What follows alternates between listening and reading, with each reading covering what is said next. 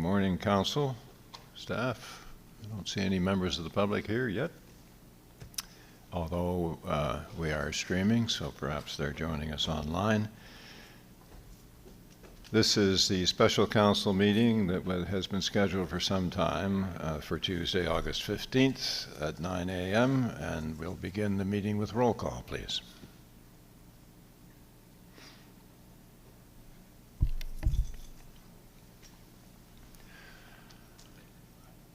Doing a visual, has anybody heard from Councillor Meisner? No? Okay. All councillors are present with the exception of Councillor Meisner and Councillor Killam. Councillor Killam is on medical leave and has been excused. With respect to Councillor Meisner, no one has heard whether or not she intends to be here, whether she's otherwise occupied, but we, rather than take a motion at this time, we will wait to determine whether she's a little late in arriving. All other councillors are present. Moving on to item 2. Oh, I'm sorry, there is a note. Councillor Meisner says she wasn't available when this meeting was scheduled, so under those circumstances, her having given advance warning, I'll entertain a motion to excuse her attendance. Moved by Councillor Allen, seconded by the Deputy Mayor. Any discussion on the motion? Seeing none, all those in favor or otherwise, please vote now.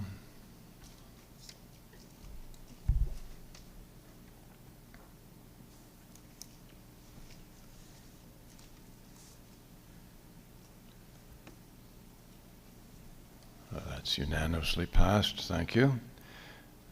Looking at the agenda, which has been circulated in advance, you'll note, in addition to the regular agenda items, there will be the necessity on contractual matters to move into an in-camera session at the end of the council session and to return to public session because some of the discussion at council session may result in the necessity to pass a motion in open public meeting. Since you've had the opportunity to review it, is there someone that's prepared to move the adoption of the agenda? Deputy Mayor. Councillor Hurtle, thank you. No discussion? All those in favor or otherwise, please vote now.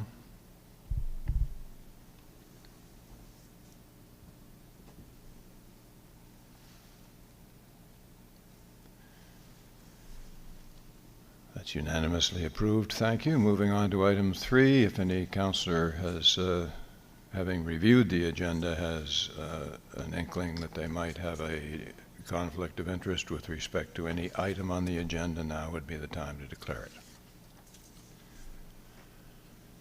No conflicts of interest then. Moving on to item 4, approval of minutes. We have minutes before us from July 4th council meeting, July 11th special council meeting, and July 20th special council meeting.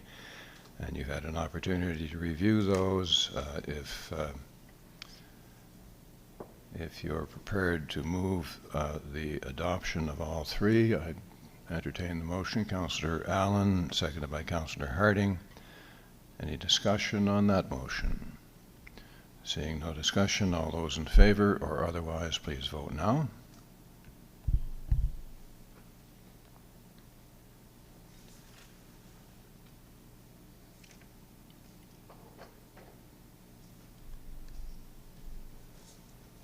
Those minutes are unanimously approved as being accurate. And moving on to item 5, is there any business arising from the minutes of July 4th that any councillor wishes to raise? Any business arising from the minutes of July the 11th? Any business arising from the minutes of July the 20th?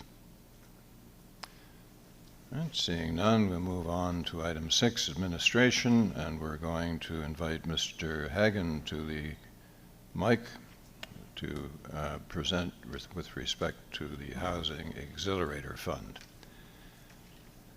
Mr. Hagan, welcome to the meeting, and your light is on, sir. Excellent. Good morning, Mayor Petard and members of Council. Thank you for allowing me to be here today to present this short presentation on the Housing Accelerator Fund, which is administered by the Canadian Mortgage and Housing Corporation. For those in attendance who are not familiar with my role with the municipality, my name is Dan Hagan, and I'm the Strategic Project Specialist for the Office of the CAO and the municipality. And I would like to thank Rob Frost and Trish Javerick for their assistance and direction on this project thus far. The intent of this presentation is to provide Council with the necessary background on the Housing Accelerator Fund opportunity with CMHC in order to make an informed decision on the application process. Time is of the essence for this project, as a completed application package is actually required to be submitted to the CMHC by Friday of this week, August 18th. The Housing Accelerator Fund is a fund created by the federal government and administered by CMHC to encourage rapid housing development across Canada. The intent of this fund is to remove barriers and support the development of new, affordable, inclusive, and equitable and climate-resistant communities. Funding dollars from this project are permitted to be used for two main purposes, including the administration of project initiatives involved in the project, and CMHC approved uses, including infrastructure improvements related to drinking water, wastewater, community energy systems, and brownfield development, other infrastructure improvements that support housing like roads, active transport, sidewalks, fire halls, and many others.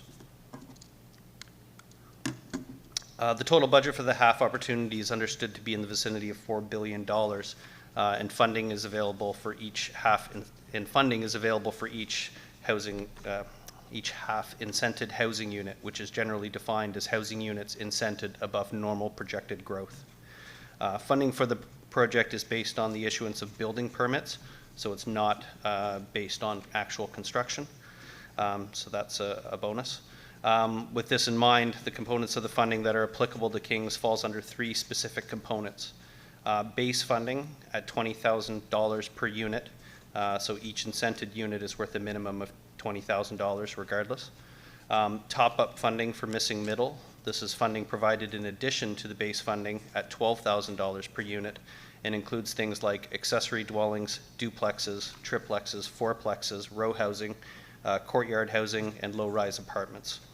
The third instance is for affordable housing bonus. And this is funding provided in addition to the base funding at $19,000 per unit for new housing that meets with the local definition of affordable housing.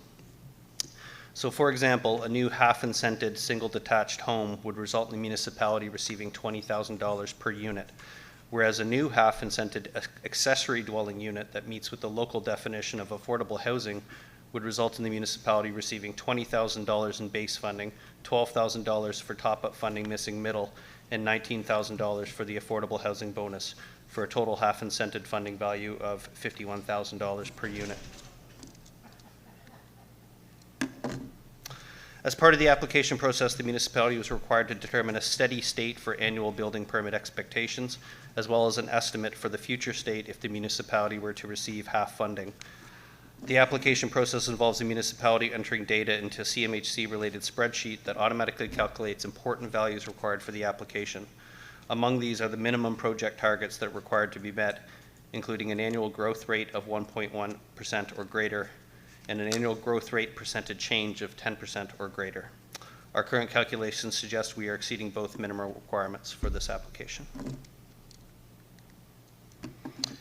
Municipal staff have reviewed historical permitting data in PERCs, and it is our estimate that the time period between 2014 and 2019 best represents our steady state, or approximately 166 new housing units per year, while permitting data from 2020 to 2022 would represent an ideal future state that could be sustainable if HAF funding is received by the municipality, or approximately 290 new housing units per year. With respect to the proposed future state, our assessment involved review of the significant blip that occurred during the COVID years of 2020 to 2022, which displayed a significant increase in new housing development compared to the municipality's historical norms, and therefore was interpreted to represent an outlier. For example, increased immigration to Nova Scotia during the pandemic, which ultimately got me here, I suppose. Another factor that may have played a part in the blip in new housing development during the COVID years was the initiation of new planning documents, in March 2020. As part of the application process, the municipality is required to choose a minimum of 7 CMHC recommended project initiatives and then develop each of the chosen project initiatives in detail as part of the application submission. Staff have been working on the development of each of the project initiatives in the past few weeks, with further development expected this week in advance of the submission deadline.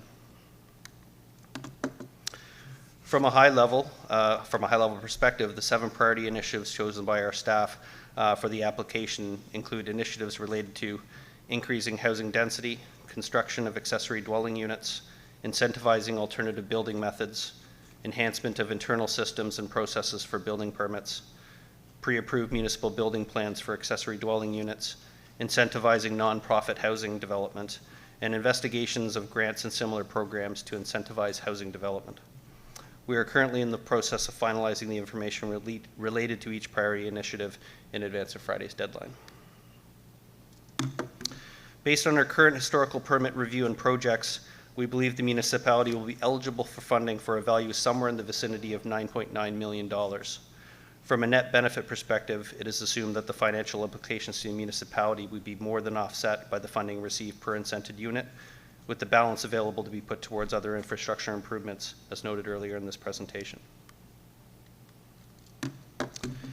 With respect to alignment to the proposed Housing Accelerator Fund application to the municipality's 2021-2024 strategic plan, staff believes the project touches on all 5 key strategic priorities, with particularly strong alignment anticipated with respect to economic development, strong communities, and financial sustainability. With respect to the application deadline at the end of this week, the municipality's draft application is approximately 80% complete. Provided council wishes to proceed with the application process, staff are prepared to make the necessary steps to complete the application package and to submit to CMHC prior to the Friday deadline. We note that a resolution of council to proceed with an application for the Housing Accelerator Fund opportunity is a required component of the application process.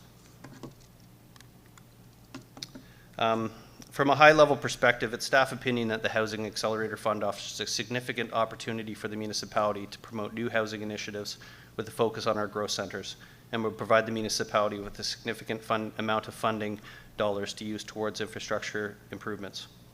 We believe that the application is a strong one and represents a reasonable and conservative approach to incenting new housing development in our municipality. If I were to summarize this presentation in one sentence for council's consideration, I would say that staff recommends that we should apply for the Housing Accelerator Fund opportunity because we believe it would be eligible for almost $10 million in funding that could be used effectively to promote new housing and improve our municipality's infrastructure. With that in mind, the recommendation to council is as follows: that Municipal Council direct the Chief Administrative Officer to file an application under the Housing Accelerator Fund administered by the Canada Mortgage and Housing Corporation. At this time, I would like to thank Mayor Richard and Council for your time today, and we'd be happy to take any questions. Thank you, Mr. Hagan. This is the opportunity for Council to ask questions of clarification of Mr. Hagan regarding his presentation. First, Deputy Mayor Lutz. Thanks, Mayor. My light's turning on automatically when I hit my button, so I don't know if the settings need to be adjusted, but I just had a quick question. Throughout the application, and as you're developing it and probably looking at other applications that are being submitted across the country, is there any mention at all about land use and encouraging density versus building on good quality soils and farmland? Like, is that at all addressed in this at all? And I think the reason it's top of mind is we're hearing about the Greenbelt around Toronto. We know that this conversation has been top of our minds forever, since the 70s. Does it address that at all in the application? Like, does it try to really emphasize that density piece on existing infrastructure, or is it silent about that issue? Deputy Mayor through the Mayor. It doesn't talk anything specifically about farmland and that type of development and obviously the problematic things going on in Ontario right now.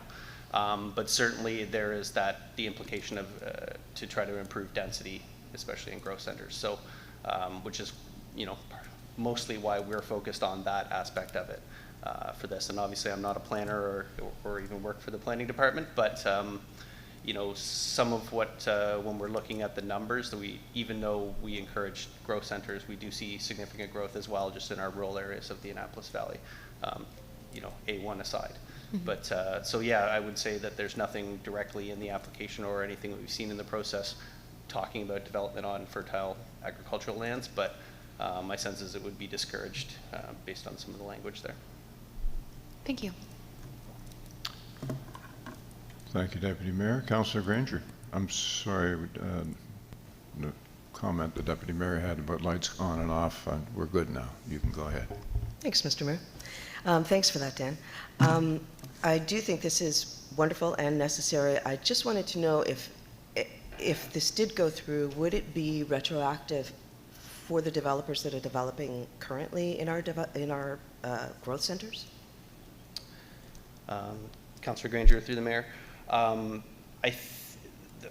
The nice thing about this project is that it ends up, so because it's about getting the permit to develop, so I think there are some large developments that are in progress that haven't got to the permitting stage.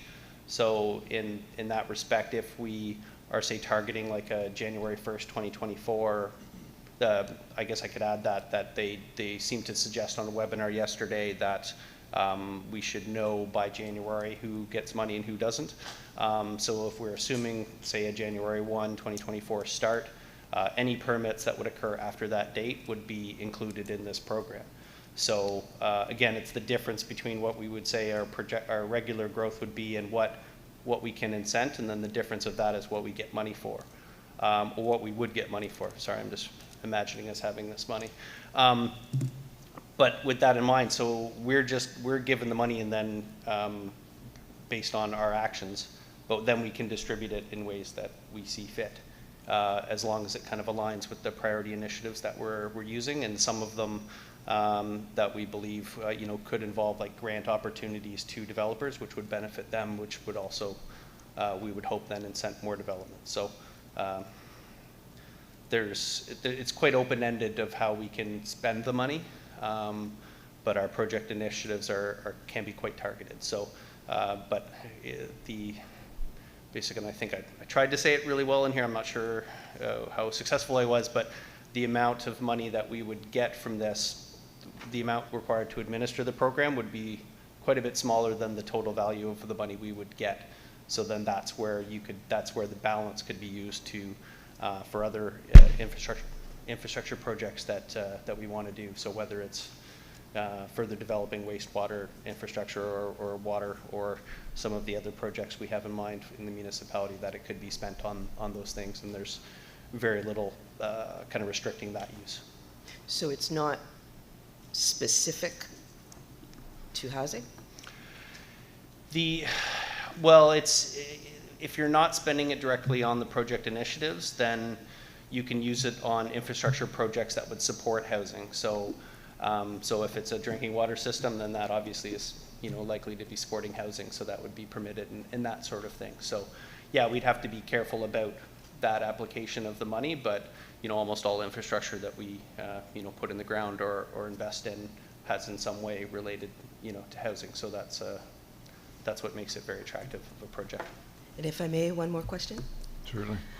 Is it first come, first serve? No, it's scored. So it's it's kind of very targeted. It's like a spreadsheet, and you start filling it out, and then it has a lot of automatic calculations involved in there. So we don't have a lot of play that way. And similarly, it's an online portal where we basically, we have to put in information, based on what they're asking for, and it is definitely scored based on, a predetermined set of metrics, but then there's a lot of text that we have to write in it as well, like, paragraphs of text, or, in some cases it looks like you could write a novel.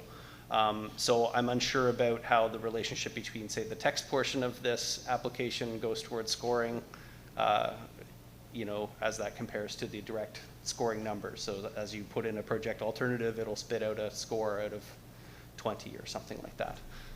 So I'm not sure exactly how all the scoring is going to work, but there is definitely metrics embedded in it, and it does seem to be a competitive process. So yes, it's not first come, first serve, but there's a lot of people lining up to, based on yesterday's webinar, of of making applications, even just here in Nova Scotia. Thank you. You're welcome. Thank you, Councillor Granger. Councillor Armstrong. Thank you, Mr. Mayor.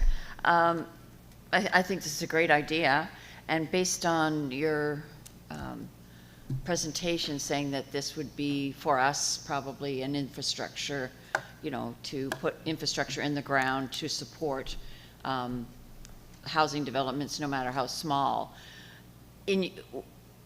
Is this available to, like some of the places that we would be encouraging development would be our growth centers, of course, but those growth centers are also villages, and those villages also own their own sewer systems. So if there was, their sewer systems had to be upgraded or extended, are they eligible to use the money that's coming to us? Councillor Armstrong, through the mayor, I believe so. Some of that logistics, I'd probably have to talk to the finance department about how we would manage that, but certainly, it is ultimately up to us how we would like to spend the money, and if that would be in partnership with the villages to support their growth, and because they're part of our growth centers, then I don't see there would be any restrictions in that, but that may be a question for someone. Yeah, I'm just slightly wondering higher. if it could be set up similar to what we do with gas tax money. Gas tax money comes into us, Right. and we distribute it. It's just that the ownership of that particular sewer system belongs to someone other than us. Right. So whether or not we could use that money for someone other than us is the question, sort of, I'm asking. I believe so, but the technicalities involved in that, I would probably have to talk to some of Yep. the finance guys Okay. on that. But I It's do. just something I to haven't keep seen in the anything. back of our minds, yeah. Yeah, I certainly haven't seen any restrictions in that regard of how we would spend it if it's not our owned infrastructure in that way. Right, thank you. Yeah, you're welcome. Thank you, Councillor Armstrong. I don't see any other questions of clarification. But that kind of is how you got a flavor, Mr. Hagan, for what the overall question is, and that is this money isn't necessarily grants out the door to potential builders. This money could be used to pay for required infrastructure to support housing proposals, including water and sewer systems or even road networks, and to potentially defray some of the costs of developers, and provided they meet the criteria, as I understand it. Is that correct? It's a very large document that accompanied your report, and I hope that everybody, if they haven't had an opportunity yet to review it, take the opportunity to do that. Is there anything else you wish to add before we let you go? Nothing at this time, unless there's any other questions. No, thank you for your presentation. Thank you.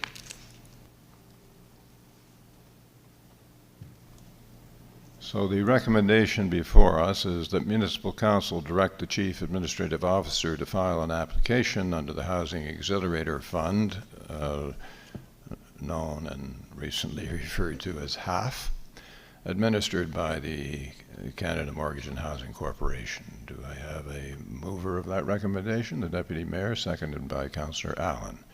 Any discussion on the motion, Deputy Mayor? Thank you, Mayor.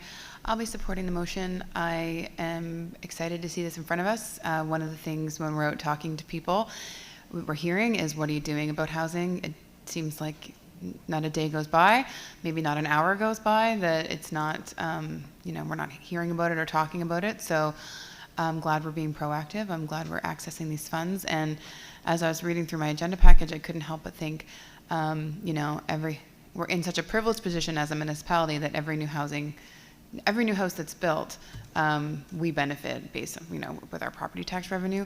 We also need to provide services to those houses. So of course it's always a balance, but I think it speaks to growth. We're well poised, I think, to handle the growth, and it's going to address some real acute needs. So I'm very, very much in favor of this, and thankful to staff for bringing it forward. Thank you. Thank you, Deputy Mayor. Any further debate or discussion? Seeing none, I'll put the motion. All those in favor or otherwise, please vote now.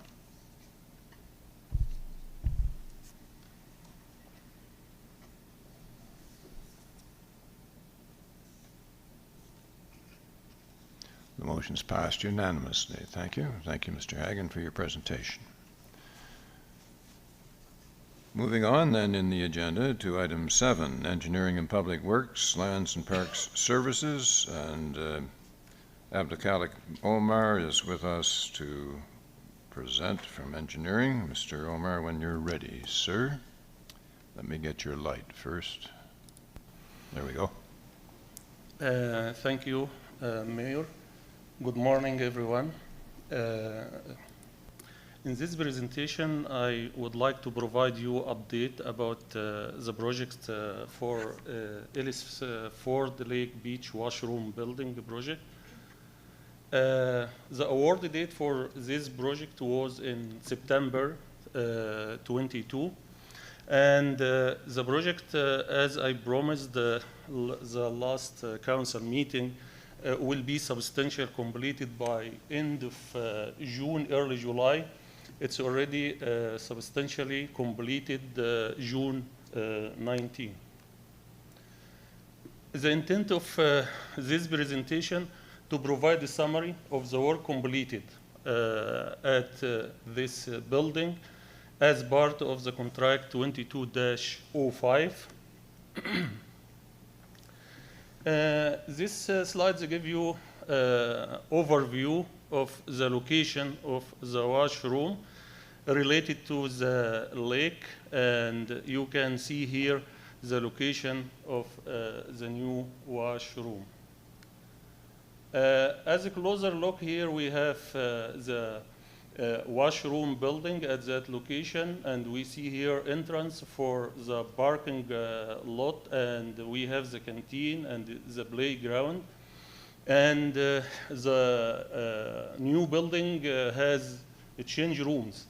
Therefore, the old change room now it used by recreation to store their stuff.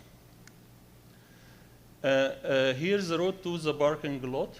You can see here, and you can see here as well the sign for welcome sign, and entrance to the parking lot here as well. And in the parking lot we have bus parking beside the cars as well parking, like if a trip for a group, they can parking at that location. And this is the location for the new building for the washrooms. And you can see here the washroom has 2 accessible change rooms and 4 accessible washroom. In terms of the area, we have 2 accessible washroom, and the other 2 washroom are fully barrier-free in terms of the accessibility. Required, like for Nova Scotia to be accessible at certain time, 23 it was back then. I'm not sure, like now, maybe extended. And we have accessible signage as well with the symbols and the text and the braille for to be used by anyone need to use this method. Like the layout here for the washroom, you can see here like the 2 washroom, 104 and 105, in terms of the area, they are accessible. The other washroom, 106 and 108, they are barrier-free washroom, and each washroom has like kid change table, and we have one, the big one, 108, will like or have has adult changing table, and we have 2 as well accessible change rooms as well, 2, 103 and 102.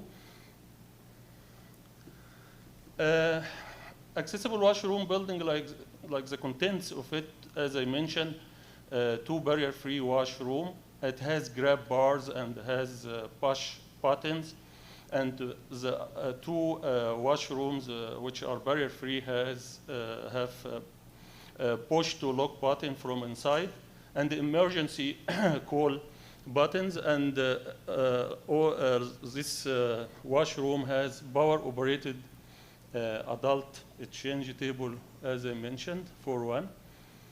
This is a building from outside, and we have at the back of the building mechanical room.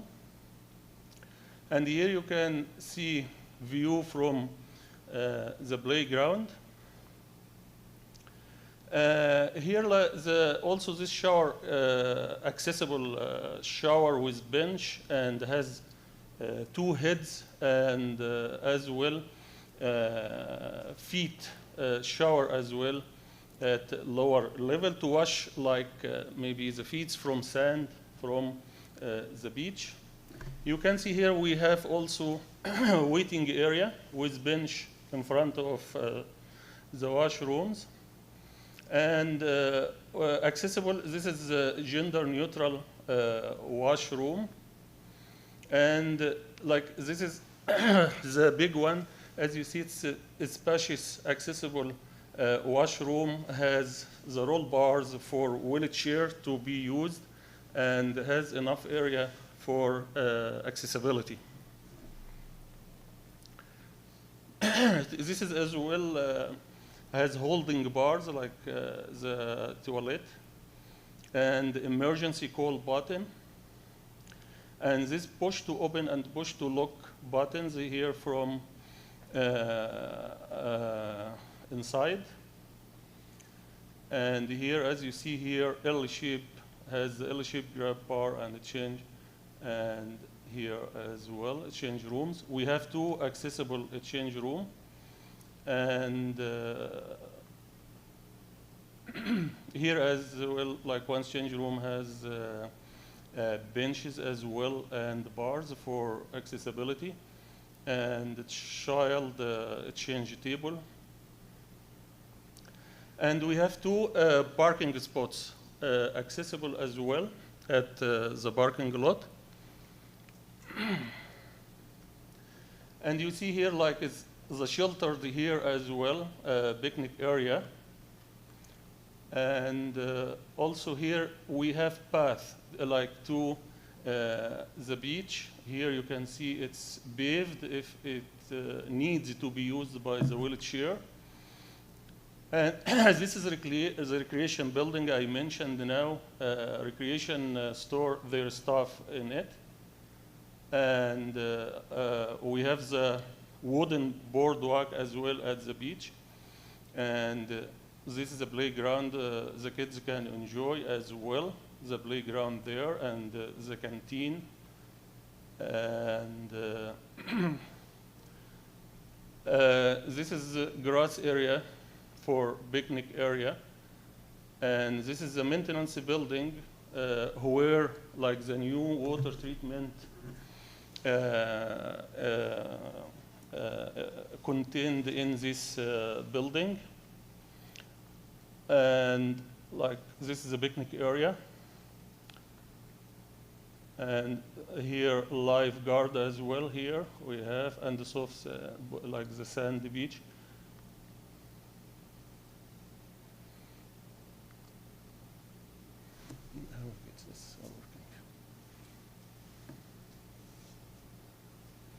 Like this kind of video, like show you the area here and the washroom here and the beach area, accessible parking area.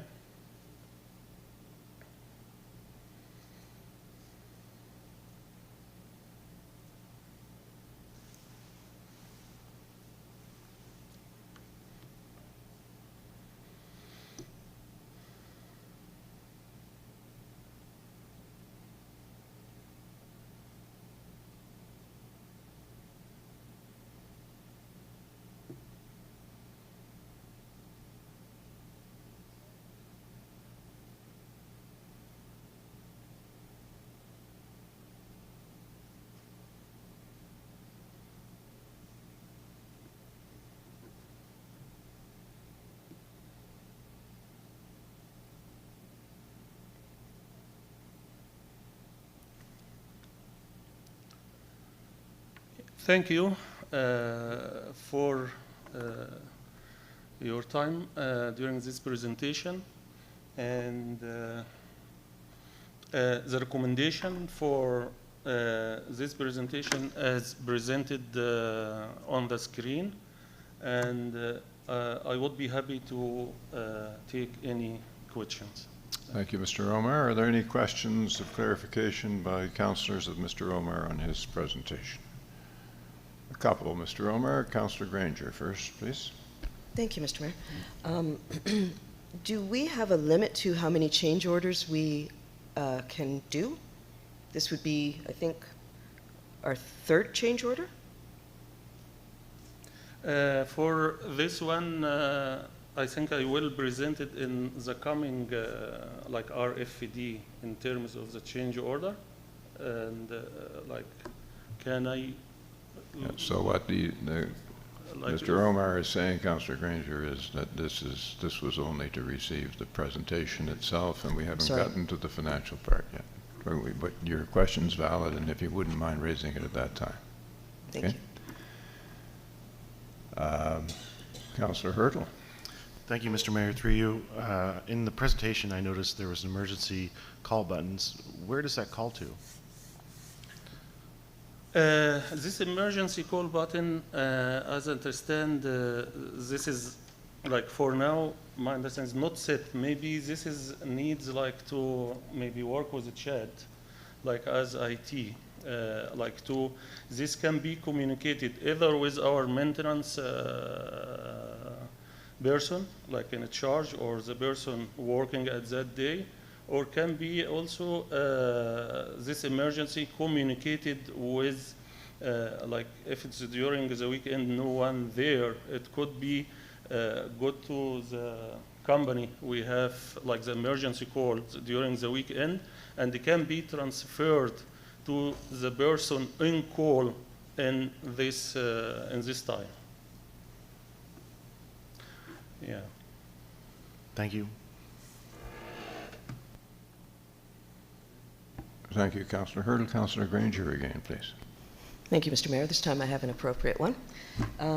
I had the same question as Councillor Hurtle, but I also wanted to know, in the event of a power outage, is there a manual override for those buttons that allow people to come in and out? And like in case of power outage, like my understanding, we have movable generator. Okay. Yeah, we can use at this emergency time. Okay. Thank you. Thank you, Deputy Mayor.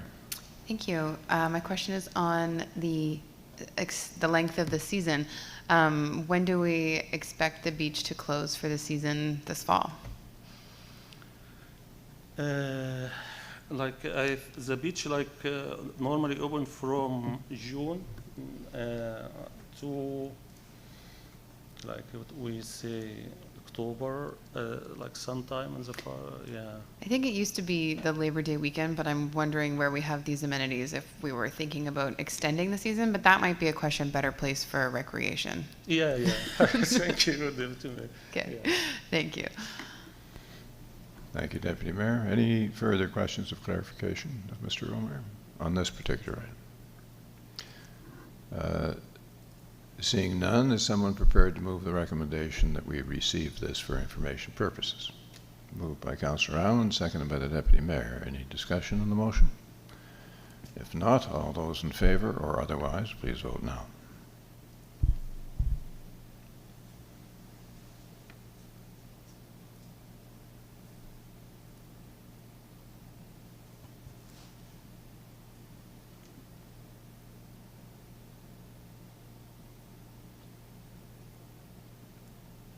That's unanimously passed. Thank you. Mr. Omar is coming back to speak to us regarding item 7B, approval of the change order.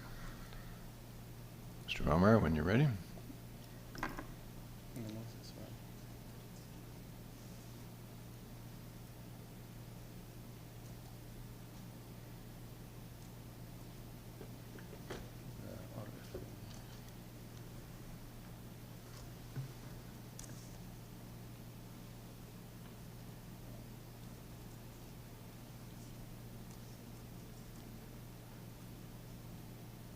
For For those online, we're just taking a moment to get our slide decks in order so that Mr. Omar can refer to the appropriate slide deck concerning the design contract.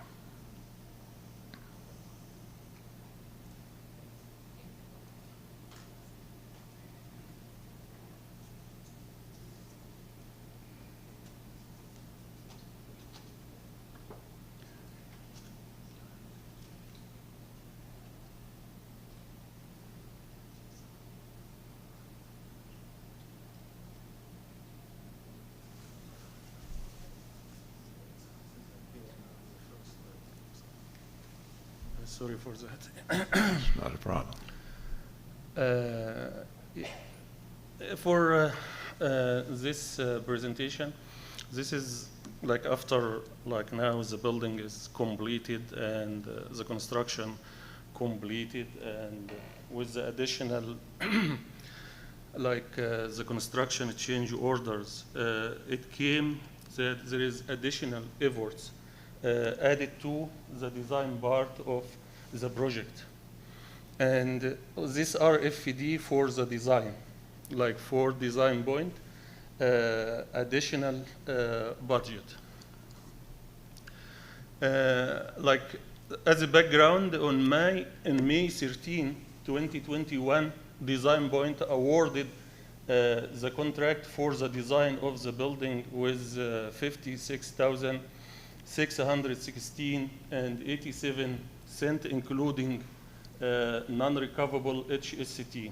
In November 21, 2022, we received change order 1 submitted with $4,640.73, which within based on the procurement policy, like this within our limit to approve this change order.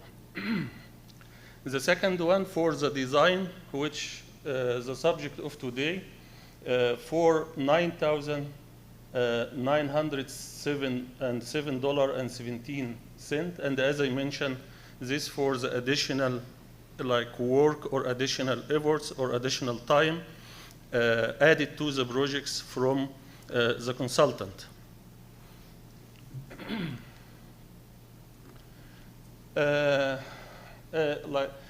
If you remember, like we like for these projects, the budget has no design contingency, and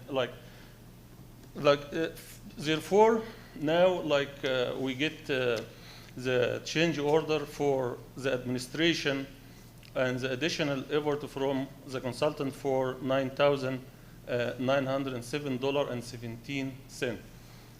Change order 1 and the change order 2 a cumulative $14,547.90, including non-recoverable HST.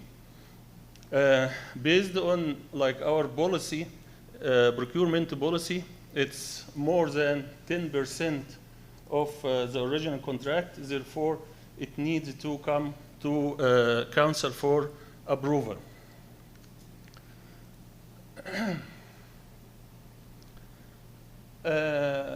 This one change order will be funded from the capital budget 21-2-371-115, and we have remaining $24,015 as per June 6 RFD presented to you like in June 6. After this change order, we will have remaining balance $107.83.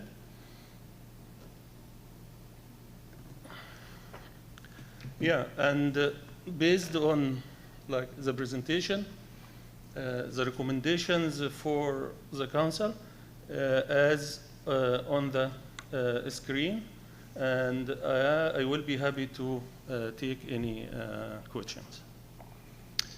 Thank you, Mr. Omar. Questions of clarification of Mr. Omar? Councillor Granger. Thank you, Mr. Mayor. Just wondering the reasoning for the next change of order. Is it the consultant that has underestimated their time, or is it us that has added things to the project? For this change order, if you remember, we designed a new treatment unit. Like after the testing, it has kind of bacteria. It need treatment unit and UV unit, like which already installed in the maintenance building. For these efforts and additional meetings and from the consultant with the contractors and arranging all these change orders and requests for information, they send us this change order, and this change order, this is for 9,000. This is the reason for this change order. Okay, thank you. Thank you. Any other questions of clarification? Councillor Armstrong. This design 23-24 design consulting budget of $50,000, is that specific to the Aylesford Lake project, or is that consulting on any projects that are going on within the county during the 23-24 budget year? To you, Councillor Armstrong, through the mayor, back to April 18, like RFD that added this amount of 50,000 contingency. Specifically for Aylesford Lake? Yes, specifically for this project. So as far as we're concerned, this will be the one thing that's under budget for Aylesford Lake. Is that right? The design budget? No? No, they've gone over by $9,900. No, it started out at 50,000. This is additional, like start 56 for like the design point and added the other 4,000 and this one. Therefore, this will be additional to the design or the contract with the consultant. Okay. Yeah. Okay.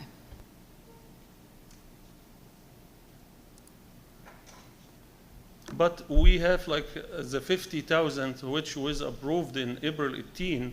After this change order, we will have balance about 14,000. Maybe. Mr. CAO wishes to get in on the clarification aspect. Thank you, Mr. Mayor. I think what the councillor is asking is the $50,000. Is that for Aylesford Lake or all other activities? My understanding is the 50,000 was a design budget for next year and subsequent year projects. So it wasn't tied specifically to Aylesford Lake Beach. That's just a source of funding that we're using, right, which now has a balance to do other consulting work of whatever Mr. Omar had on the screen.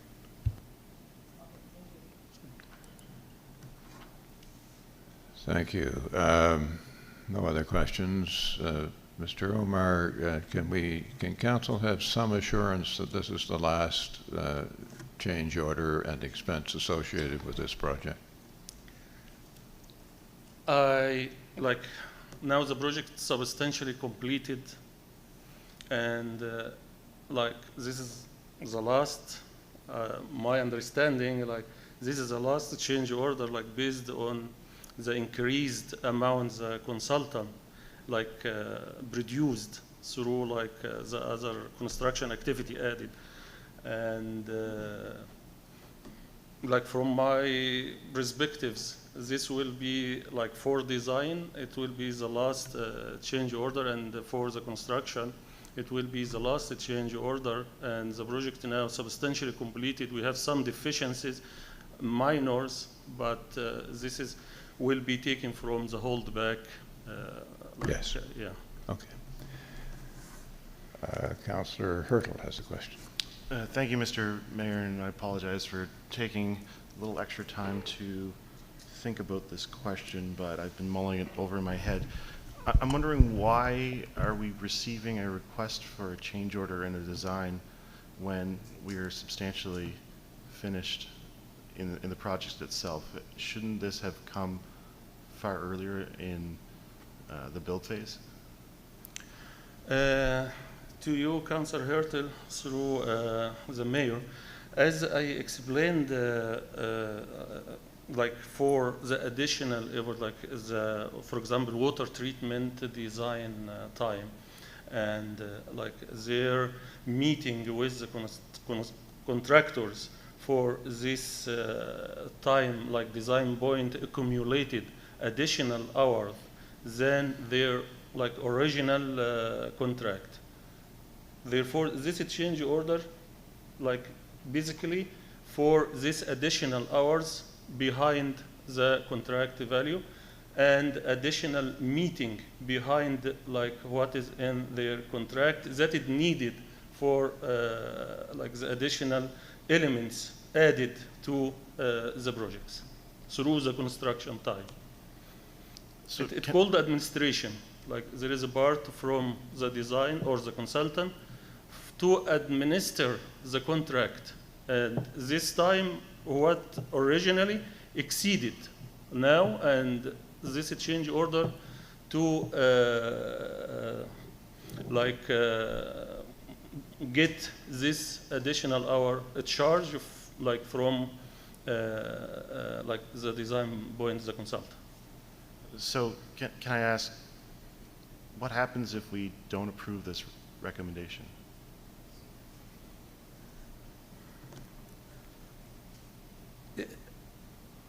Through you, Councillor Hertel, to you, Mayor, I think this will be kind of what's called dispute. Like this can come like kind of dispute and based on like the contract law and the green book for the specifications. It will be dispute between us and the consultant.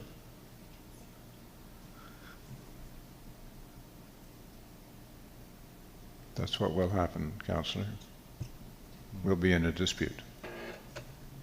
All right, thank you. Thank you. Councillor Harder. Through you, Mr. Mayor. Just thinking back, most of this cost is because of the change order for the water system.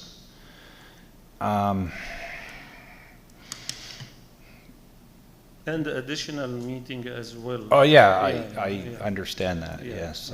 I'm just having a hard time kind of thinking about this, that, you know, we should have known what the water was like out there to begin with as this contract was started. So I know we can't turn back the clock, but I think our outcome might have been a little bit different. So that's it for me. Thank you. Okay, thank you.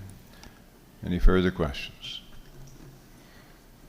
I have one last question of clarification. Mr. Omar, are you satisfied as the engineer in the project that the additional funds being requested by the design contractors is justified based upon the amount of time they actually had to apply? Like based on the additional time and based on their additional efforts for this is a change orders that happened during the construction, I can certify it's justified. And if I could go back to Councillor Harding through Mayor, through the testing, like at the start, test results show no bacteria. Later on, we take another sample to be sure that there is no bacteria in like the water wells. And the results from the lab came that there is a bacteria, which like needed at that time to have a treatment unit. Yeah. Okay, thank you. There are no other questions. Thank you for your presentation, Mr. Omar. The recommendation is that Municipal Council approve change order number 2 to the Aylesford Lake Public Washrooms design contract in the amount of $9,907.17, including non-recoverable HST, to be funded from GL 21-2-371-115 Park Facility Upgrades pursuant to Section 17.3 Sub A of Policy FIN 05006 Procurement. Do we have a mover of the motion, please? Moved by Councillor Harding. Seconded, I'm sorry, there was another hand, but I missed it. The Deputy Mayor, thank you. It's been moved and seconded. Debate on the motion. Is there any debate? Yeah, I can, Councillor Armstrong. I'm not sure if I should say anything. This, I am ever hopeful, will be the last change order that we see. Personally, I think that when the change order was made for the water system upgrade, it probably came through the hands of this consulting firm, through them to us, and this should have been included in that change order. And they should have put down what they felt their time would have been, and that they would have needed to do site visits and all of that other stuff, and it should have been all together in the change order for the water system, and it shouldn't be coming to us separately. But that's just my opinion. I will begrudgingly vote for it because I don't feel I have any choice. Thank you. Thank you, Councillor. Councillor Hurtle. I'm going to vote against this, and mainly because I think we shouldn't have been strung along with this, and at such a late time when we already have a building. Why is this decision coming after the activity? So we probably should have had this well ahead of this time. So, and understandably there were some issues that may have prevented us from perhaps having this discussion, although I think those could have still been mitigated. So I'm going to vote against this. Thank you. Thank you, Councillor Granger. Thank you, Mr. Mayor. I begrudgingly will vote for this as well. We're close to the finish line, hopefully. And I understand that things, especially in a consulting phase, unforeseen things do happen and do come up, and I get that. But I do think this should be the last change order. 2 should suffice, and I will be supporting this. Thank you. Thank you, Councillor. Any other councillors? I see no other lights. I'll simply summarize my view, and that is I will be voting in favor of the motion on the understanding that this is the end of it. As you'll know from my previous comments, as this project has moved along, it's been a very unfortunate project in terms of cost. It's a very beneficial project in terms of physical result. The beach will certainly benefit, and the persons who attend will certainly benefit, and I'm happy to see the accessibility aspects have found their way in. It's unfortunate we ran into a second water test that required us to put in an ultraviolet system, but we had no choice. It was a shock. It was sticker shock when the first price came to the table, but we approved it, and I'm almost inclined to request a plaque be constructed on the side of it to indicate what the total gross cost for the project was. It's a very unfortunate project in terms of cost. But we were in COVID mode at the time. Everything was scarce. Contractors themselves were scarce. And we just got caught up in a web that's led us to this point. So I'm prepared to vote on the motion and hope that our next encounter with this project is a visit to the site. Thank you. Any other comments arising from the comments that have been made? If not, I'll call for the motion. All those in favor or otherwise of the motion, please vote now.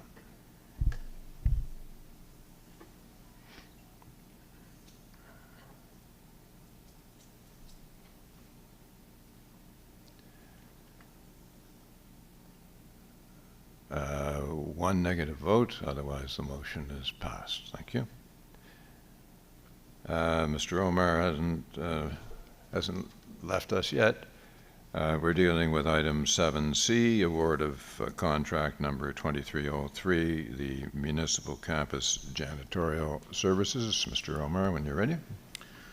Thank you, Mayor. This presentation for the request for decision for contract for janitorial services for our municipal campus. Background, the current contract expired on March 31st, 2023, and a tender issued and closed in May 11, 2023. And the term of this contract is now between, because like the old contract extended until August, and therefore the term of this contract between September 1st to the end of the fiscal, this 3 years contract actually, but for this contract will be start from September 1st, 2023 to the end of the fiscal year in March 31st. This RFD has two motions.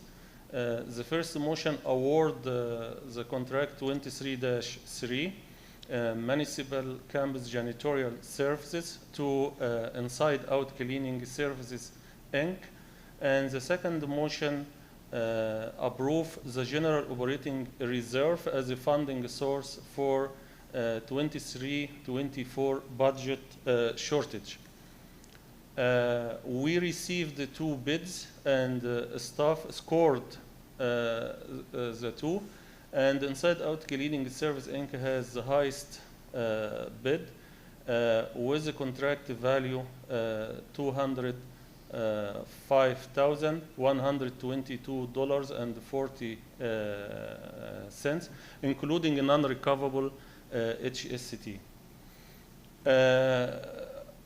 Inside Out Cleaning agreeable to prorate their price if ordered and start on September 1st. And the prorated contract value is $205,122.40. For the first year, the contract will be for $45,259.76.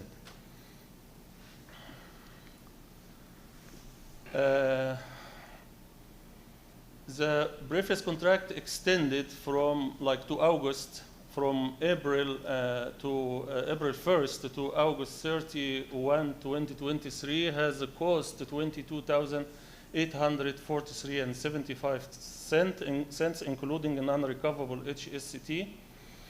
And the cost of extended and the new contract create a budget shortage of $10,503.51. It is being recommended that the General Operating Reserve GL 61-4-460-270 be used as the funding source for the budget shortage. And here give breakdown which leads to here budget shortage $10,500.03.51. The financial implication for this one will be distributed over different GL with different values here as you see in the screen. And like this is the end of the presentation, and I am happy to take questions. Thank you, Mr. Omer. We have a question from the Deputy Mayor. Deputy Mayor Lutz. Thank you, Mayor. Through you. Was there previous contract with one of these two companies? Yeah, the second one, all above, yes. Okay. And why, and there might be a really good reason for this that I just don't know, why do we allow the contract to expire before we renew it? Do we do that on purpose, or was that an oversight of some kind? But why do we have that? Why don't we renew the contract before it expires, or go out, I guess, before it expires? Yeah, through you, Deputy Mayor, Deputy Mayor, through the Mayor. Yeah, you like this one, maybe for staff turnover or for some reasons, like this contract not renewed at the time. Mm-hmm. And therefore there is a gap that we need to extend the old contract through this months. And now, like I brought this RFD to you, like Council, for approval.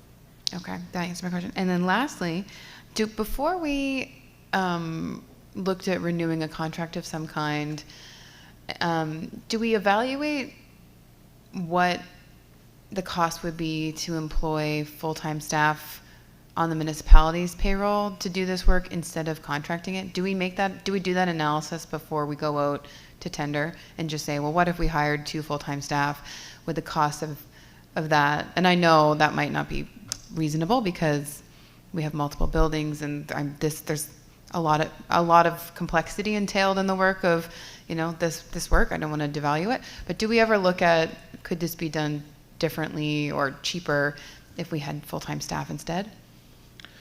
To you, Deputy Mayor, through the Mayor. I think this may be a good point, but like for this contract, for the size of the building and the complexity of like the 2 buildings and the work required and the amount of like the equipment and the effort. Therefore, like my understanding, this is like tendered out or sourced out. But we could look at this analysis and see how much like cost for like many employees and equipment and like this something we could look into it as well. Okay, thank you. Thank you, Deputy Mayor. Councillor Granger. Thank you, Mr. Mayor. I was just wondering about the scoring. Is the scoring out of 100? I noticed for the request for reward, there's a cost score and a technical score. So what is that out of? Yeah, to you, Councillor Granger, through the Mayor. Yes, like the cost divided to technical scoring and cost scoring. And through the technical scoring, there is like items like qualification, previous experience, and references. Okay. Yeah. Is it out of 100? Because I noticed that the... Yeah, this is in So total. it's 100 is the goal? Yeah. Gotcha. Thank you. Thank you.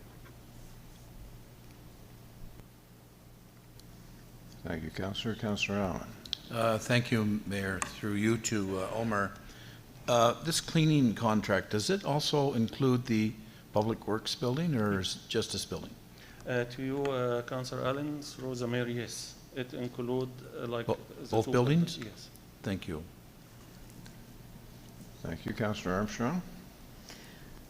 Yeah, I'm just curious to know, on your table 3, it says the breakdown for the 23-24 janitorial services between the old contract, which was April 1st, the extension on the old contract, which is April 1st to August 31st, and then the new contract from September 1st prorated to March 31st, is a total of $68,103.51, which you already mentioned.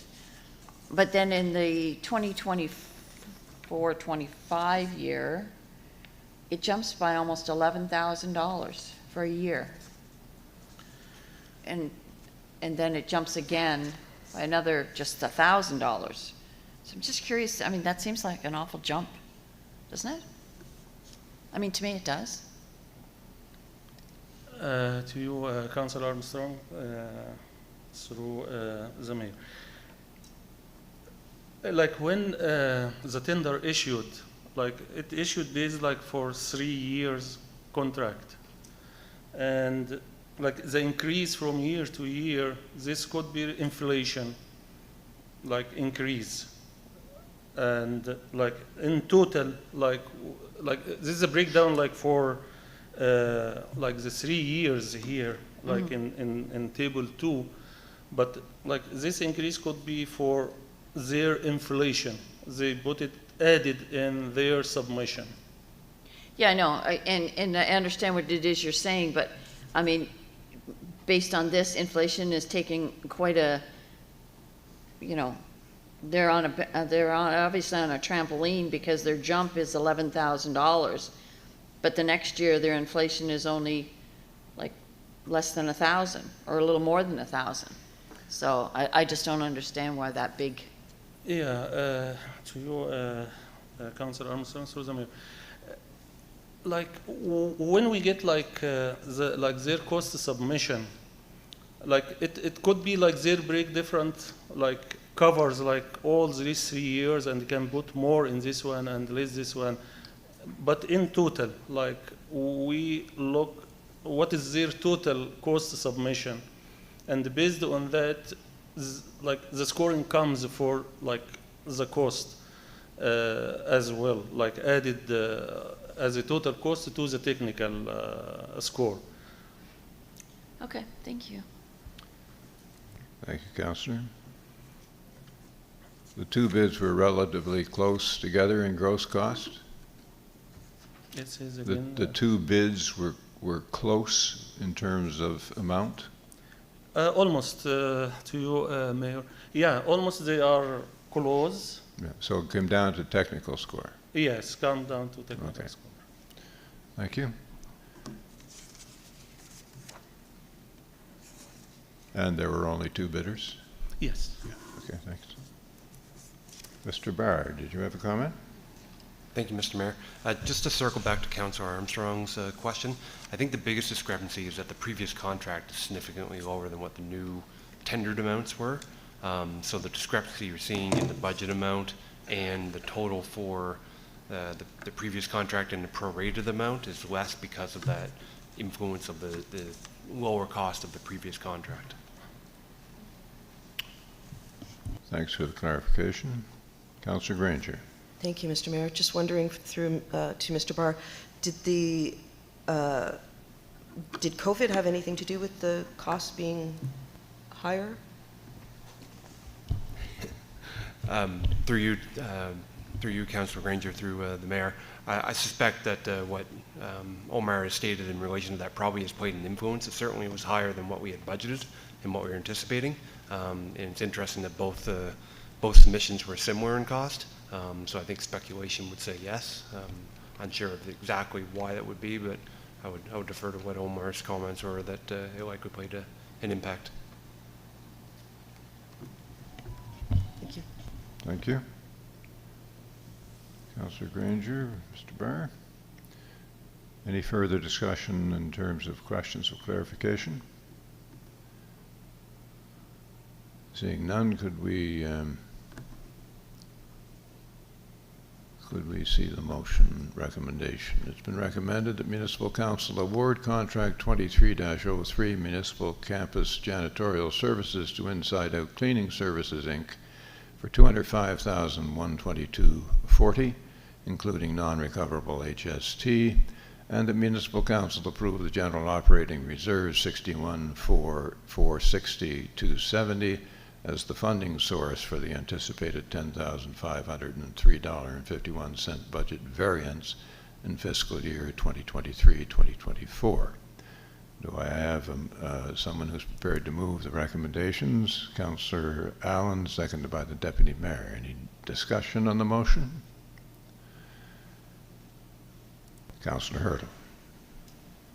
I'm sorry, Deputy Mayor. It's okay. Just briefly, more of a comment that whoever held the last contract, the reason I asked that question is that I think they do an excellent job. We've had, every time I come in this building, I'm always very proud that we inhabit it, and it feels very well maintained. I know partly that's to do with the contracted company, partly to do with our own staff and the management of that. And yeah, I do support the motion. I think whenever we contract something out, we should be looking at whether or not we can do that in-house, and have the people doing the work on our behalf benefit from public sector wages to a certain degree, and benefits packages and pensions and all those types of things. So I am a proponent for always putting that lens on things. Can we do it ourselves cheaper? But also, is there benefit to having folks in-house as well? So just thought we should be doing that whenever we're going out to contract these types of services. Thank you. Thank you, Deputy Mayor. Councillor Hurtle. Thank you, Mr. Mayor, through you. I can certainly understand some of the increased cost here. Inflation is hitting us rampantly, and it's understandable that the cost to provide the services would increase along with it. And I should note that I have a bad habit of being here after hours some evenings and potentially scaring the staff who are here cleaning, as oftentimes it's only me and them in the building, and they don't know I'm here until they do know I'm here. So I end up spending a moment to speak with them, and they do an absolutely excellent job in the work, and I get to occasionally observe their efficiency, and I'm glad we're going with this contract. Thank you. Thank you. It's my understanding, I stand to be corrected, that we are not going with the same contractor as we have had in the past. Am I mistaken in that? Yeah, to you, Mayor, yes. This will be different. Yes. Yes, company. Yes. Okay, thank you. We had above all contracting, and now we're inside out. Did you have anything further to say, Councillor Hurtle? Sure, and then, so I should note my, I suspect disappointment that the same folks won't be here after hours, although I'm glad that we are able to save a little bit in the difference between the two contracts. Thank you. Thank you. Okay, I don't see any other comments. The two proponents were relatively close in price, and the difference came out in the technical scores, and even then everybody was pretty darn close, so that's just the way it happens, and we deal with the recommendation as it comes to us in the wisdom of staff, having interviewed these people and looked at their proposals. So the recommendation is the council award. Have we got a motion on this? We do. Okay, I'm sorry. That's what happens when I get lulled to sleep at the chair's seat. And yet it's young in the day. My apologies. I see no other questions or debate, so I'm calling the question. All those in favor or otherwise of the motion, please vote now.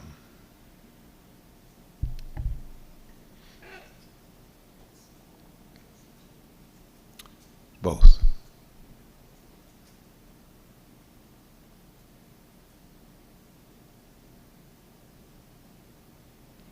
The motion's passed with one negative vote. Thank you.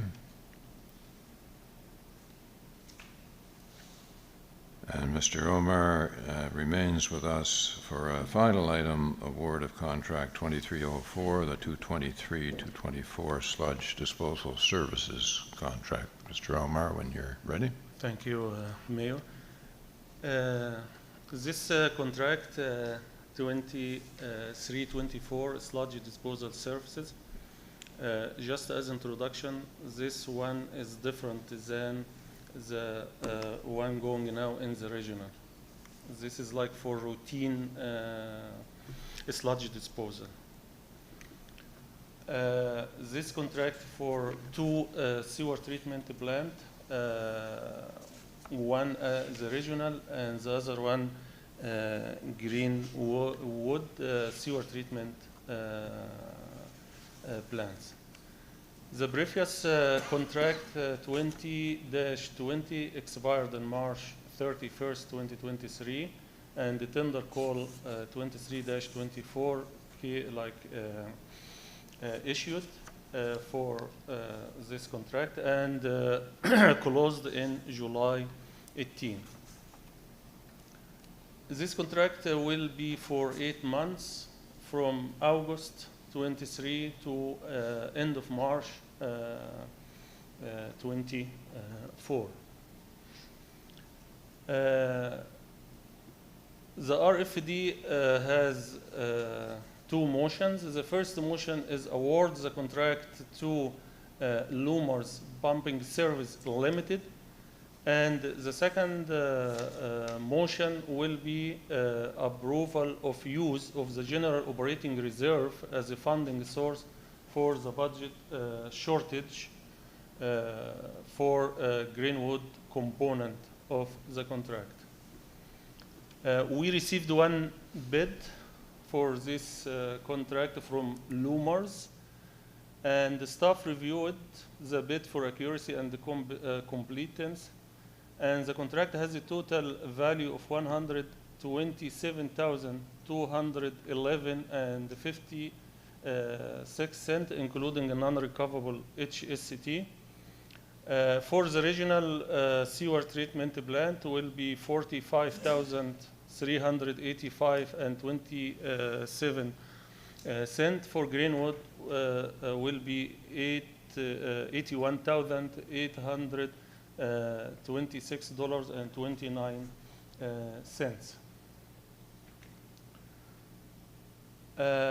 The previous contract extended until end of July, and the cost of this extension was $26,512.71, putting like our fiscal year 23-24 for at $153,724.22.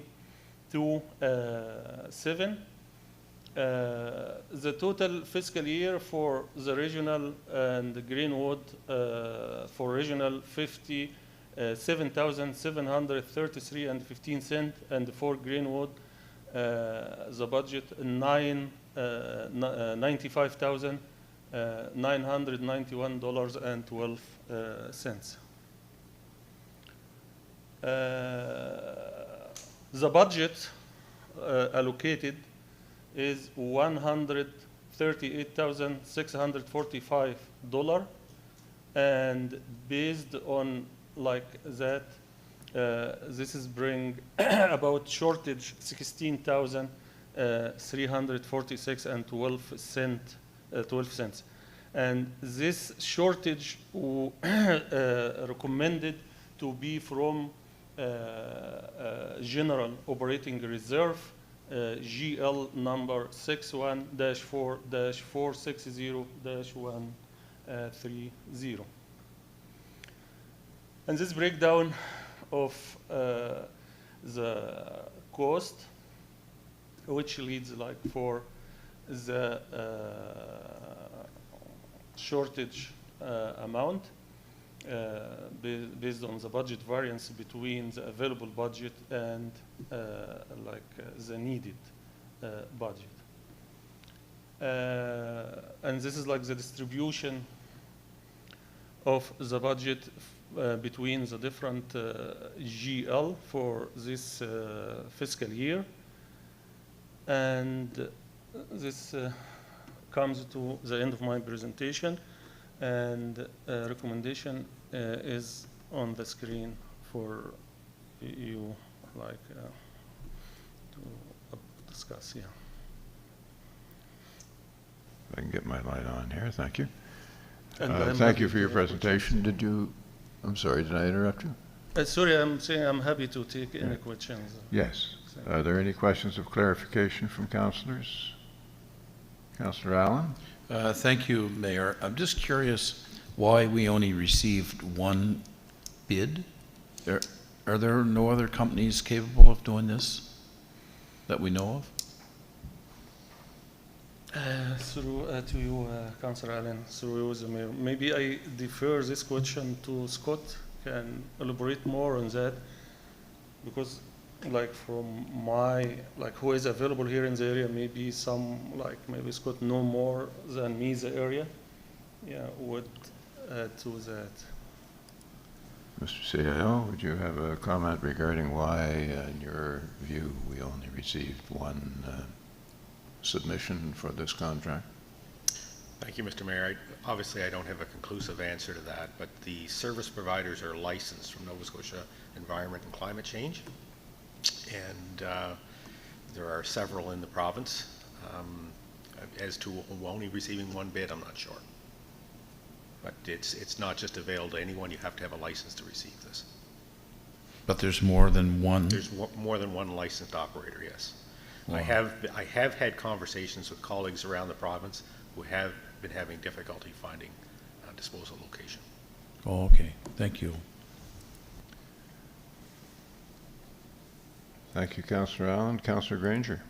Thank you, Mr. Mayor. Just wondering why the previous contract ran out in July. No, not to you, It ran out Councillor July Granger, through the Mayor. 31st? Was that No, the end? the contract ended by the fiscal year, and the extension from April to July. Okay, great, thank you. Thank you. Thank you, Councillor Granger. I suspect Councillor Granger was also getting at the heart of the last issue we spoke about or someone mentioned at the table, allowing a contract to expire and have to extend it rather than putting out a tender prior to the expiry of the first contract. Was that an oversight? What was the reason for that?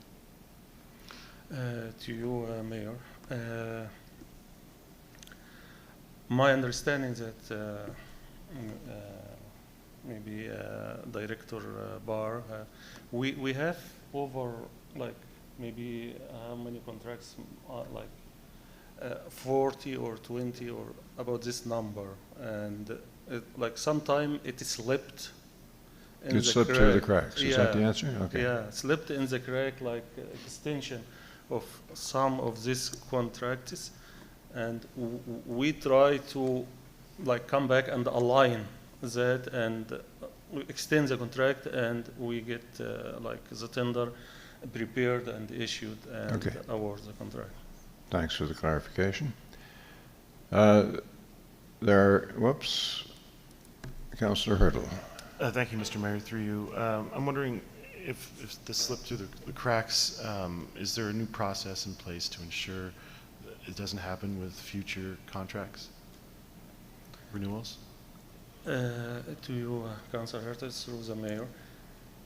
I think, to answer this question, we are working now with the finance to sort out which contracts we have and put like kind of list, and we will track like the expiration date and be sure that a tender will be prepared like a time before the expiration date. On the other side, sometime like to council meetings schedule, sometime like push a little bit as well the expiration to be 1 month after, because like we don't have like at that time council meeting to approve the contract, but this process will be done based on tracking all this the contracts we have and all list of these contracts, working with the finance to be sure that the tender is prepared and issued and awarded before the expiration date, which is the end of the fiscal year. Thank you. Thank you. And Mr. Barr might be able to add further to that. Mr. Barr. Thank you, Mr. Mayor. Traditionally, contract management has kind of resided with the department that has been responsible for the procurement of that. Now that we have more of a centralized procurement, we are looking at trying to centralize contract management as well. So we haven't formalized that yet, but we've been discussing the best ways to kind of manage that so that things don't slip through the cracks and reside within individual departments. So stay tuned with that. We are looking to centralize that a little bit more. Thanks, Mr. Bear. Mr. CAO? Thank you, Mr. Mayor. Not a general comment, but a very specific comment about sludge management. So this is a relatively short-term contract, as you see, March 31st, 2024. So you may recall we've had prior discussions about a sludge management program here in the municipality for all of our systems. So we're going in with sonar and we're estimating the amount of sludge in these lagoons, ponds, cells, however you want to refer to them, so that we have a better estimation of how many years and what volumes we have to take out, so that we can be a bit more detailed in our upcoming proposal. Thank you. While we have everyone at our disposal here on this question, I know that part of this has to do with regional. Are we approving gross dollars that we are going to actually come in a little less because of regional partners' contributions, or is this our share of the regional? To you, Mayor, maybe like as well, I defer this question to Scott, because like there is kind of share between the regional and the finance, like through the finance side, and maybe better to answer this one from Scott. Mr. CAO? Yes. Thank you, Mr. Mayor. My understanding you're looking at gross costs, and the $1,266 efficiency in regional is shared among those partners, that the $16,000 budget shortage is just the municipal plants. So in other words, we're not taking the regional to subsidize municipal, we keep them as two separate accounts. Understood, but the figure, my question had to do with... The figure is gross. The figure is gross, and we will receive some diminishment of that because of injections from the partners. That's my understanding, yes. Okay, thank you. Any further questions, clarification? Seeing none, the recommendation for the motion is that Municipal Council award contract 23-04 sludge disposal services to Loomers Pumping Services Limited for 8 months, August 1st, 2023 to March 31st, 2024, with a contract value of $127,211.56, including non-recoverable HST, and that this council approve the general operating reserve 614,460,130 as the funding source for the $16,346.12 budget variance in fiscal 23-24 related to the municipal system in Greenwood. Do I have someone who's prepared to move the recommendations? Councillor Hurtle moves, Councillor Allen seconds. Any discussion on the motion? Seeing Councillor Granger. Thank you, Mr. Mayor. Although sludge services is not the sexiest thing, I was wondering if the municipality had any, if we could perhaps educate with our partners why it's happening. I think our sludge costs are probably only going to go up if we don't take the time to educate people why this is happening and why we even need a sludge service. I mean, we may need it just on the regular, but we all know what the specific causes of it, of the sludge is. So I'm just kind of throwing out there that maybe the municipality should enter into an educational aspect of this. Thank you, Councillor. We'll take that under advisement. Any other comment or debate? Seeing none, all those in favor or otherwise of the motion, please vote now.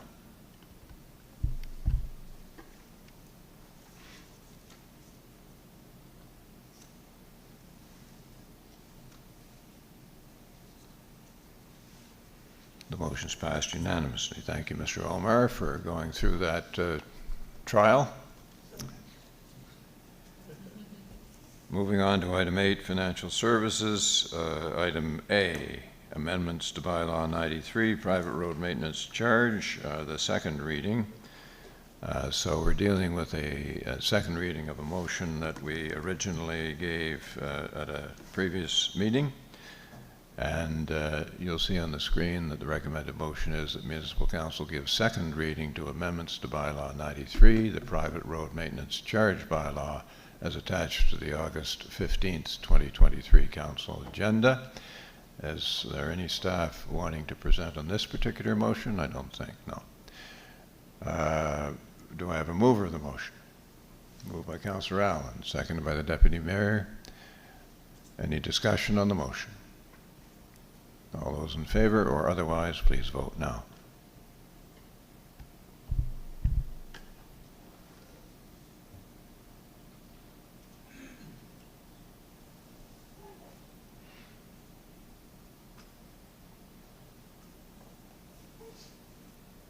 The motion's passed unanimously. Thank you. And we're going to item 8B, which is the 2023-2024 area rate levies for fire, recreation, and amendments to policy FIN 05007, fire and recreation services rates.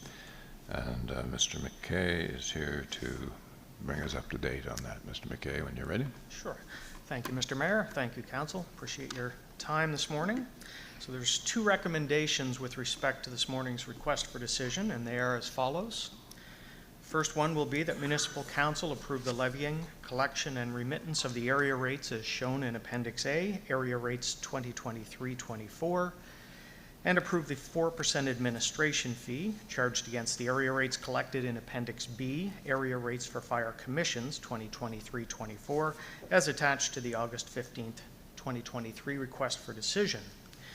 The second motion will be that Municipal Council provide 7 days notice per Section 48-1 of the Municipal Government Act to adopt amendments to policy FIN 05007, fire and recreation area rates. So to provide a little bit of background, area rates for fire protection are hydrants. Fire departments and commissions and for recreation organizations are set annually through the approval of Municipal Council. The fire rates are established to service the expenses, capital expenses for the departments and commissions across the municipality of the County of Kings, and are charged to properties on the basis of their assessed values. Hydrant rates or fire protection rates are similarly charged against assessed values in an effort to recover part of the cost of the water system that is attributable to fire protection. Unlike assessment-based area rates, recreation rates are charged based upon residential dwellings per property. So each year the fire departments and recreation organizations listed in Appendix A must apply to the municipality for the proposed area rates to be collected on their behalf, and in the event that a fire department is owned by a fire commission, the commission may provide this. The terms of the application are laid out in the Fire and Recreation Area Rates Policy and require that each organization hold an annual public meeting with disclosure of and voting on a proposed rate in an effort to gauge the support for the proposed rate. They need to keep their incorporation in good standing. They need to provide a budget and financial statements, and also to provide a clear definition of the area to which the rate applies. Appendix B references the requested area rates of the various fire commissions across the county. Unlike fire departments, the fire commissions are only required to inform the municipality of the rate to be collected. And as always, we retain 4% of the levies collected for an area rate organization to offset the administrative cost associated with that service. So financially, these area rates raise approximately $128,000 for recreation groups, which again is levied on a per dwelling basis, and this actually covers about 3,900 properties across the county this year. They raise more than $600,000 in hydrant rates to recover that part of the cost of the water system attributable to the fire protection service. And almost $2.2 million is raised through the fire area rates for capital needs, and that affects approximately 24,000 properties. As far as the implementation is concerned, we collect all of these fees on the fall tax bills and remit the collected funds to the entities as requested, less again our 4% administration fee. Rates would also be posted upon the municipality's website, and the updated policy upon approval and the requisite notice would be posted on the municipal website as well. So once again, the recommendations before you today. First of all, that Municipal Council approve the levying, collection, and remittance of the area rates as shown in Appendix A, area rates 2023-24, and approve the 4% administration fee charged against the area rates collected in Appendix B, area rates for fire commissions 2023-24, as attached to the August 15th, 2023 request for decision. And second, that Municipal Council provide 7 days' notice per Section 48-1 Municipal Government Act to adopt amendments to Policy FIN 05007 Fire and Recreation Area Rates. And with that, I'd be happy to take any questions you may have. Thank you, Mr. McKay. Are there any questions of Mr. McKay by any councillor regarding clarification of his points? I see none. Go back to the recommendations, please. Thank you. I won't insult council by reading them again. They've both been read to you. If you wish me to read them again, I will. Otherwise, I'm looking for a motion, please. Moved by Councillor Granger, seconded by the Deputy Mayor. This is with respect to both this page and the next page. It's all form of one recommendation. Any discussion on the motion? Seeing no discussion, all those in favor or otherwise, please vote now.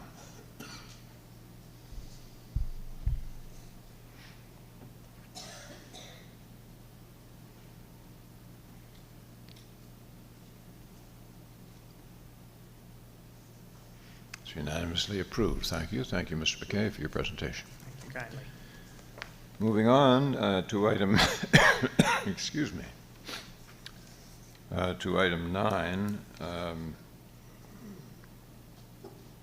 We're getting close to the end of the agenda, but I will remind you that we're going into a closed session, and we will take a recess before we do that. Inspection and Enforcement Services, award of contract 23-17, emergency and fire dispatch after hours answering services, and Mr. Brown is here to present. Mr. Brown, when you're ready, sir.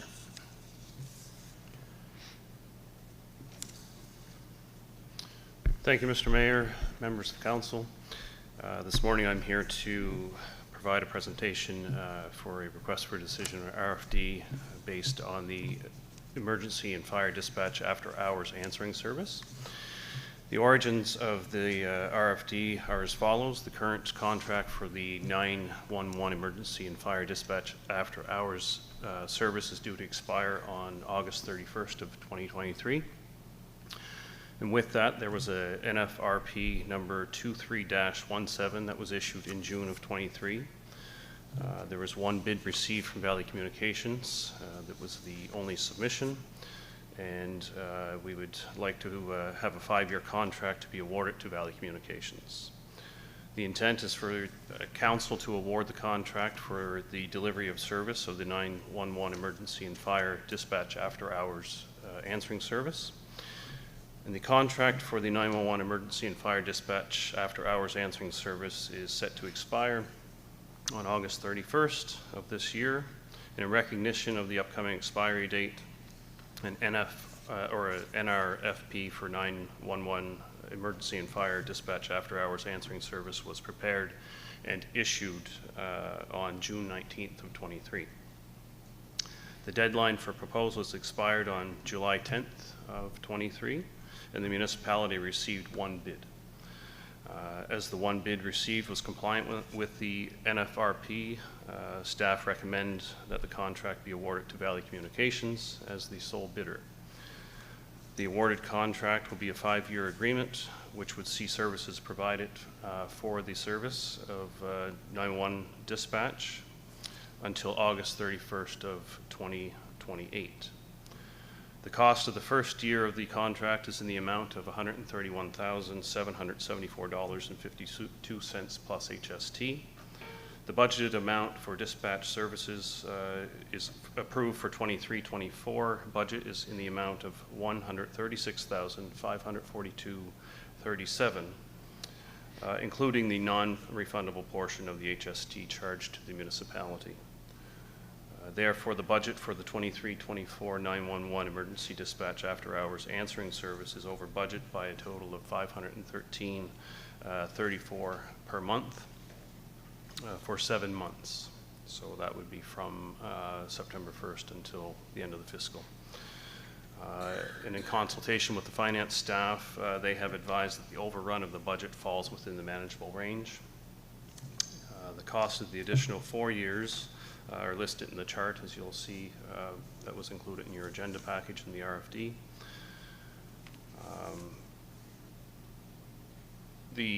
Through the strategic plan, alignment falls within financial sustainability. And as you'll see, the above noted cost in the chart, or the noted in the chart, associated with the requested service will allow the municipality to budget accurately for the next 5 years. There are no alternatives recommended, and the implementation would consist of the award, the contract of the successful bidder, and sign the agreement with Valley Communications for the next 5 years. And before you is the recommendation. Thank you, Mr. Brown. Any questions of clarification of Mr. Brown on his presentation? I see no questions of clarification. I'll just throw in a gratuitous comment that it's obviously been a difficult time for people at the passing of the last budget, for people on staff to estimate these things, and we are finding that we're over budget on a few. This is one that's not too much over budget, but I guess lessons learned. The proposed motion is that Municipal Council award contract 23-17 9/11 emergency and fire dispatch after hours answering services to Valley Communications for a 5-year period as outlined in the request for decision dated August 15th, 2024. Before I ask for a move of the motion, one more question. This was there was only one submission, Mr. Brown. Have we ever had more than one submission on this particular contract, or is this the only party that's able to provide the service? Yeah, thank you, Mr. Mayor. Excuse me, given this is my second time going through an RFD or an RFP for the service, and I've only seen the one bid. Historically, I believe there's only been the one bid from the local Valley Communications. To your knowledge, are there any other companies that can provide the service in this area? Yeah, sorry, Mr. Mayor. To my knowledge, there are, as of 2018, there were three in total. One being in Bridgewater, I think, is the Scotia. Okay. And so there may be two others, but I've not seen a Not bid locally. from them. Not No. locally. Okay. Thank you. Yeah, you're welcome. You've heard the recommendation read. Is anyone prepared to move the motion? Councillor Davison, seconded by Councillor Allen. Discussion on the motion? Seeing no discussion, all those in favor or otherwise, please vote now.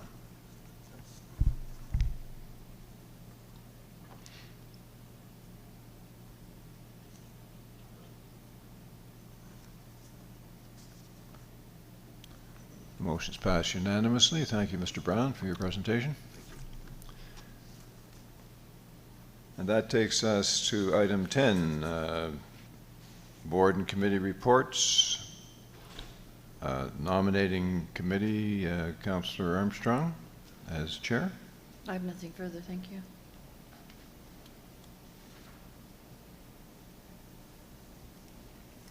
And Tri-County Transportation Society Board, nothing.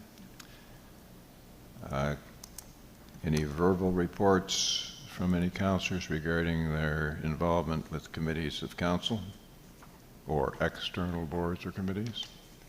I know it's been a period of relative relief over the summer. Councillor Harding. I'll have a report on Kings Point to Point and the AGM we had. I passed them in yesterday, but I see they're not here, so I'm probably late again.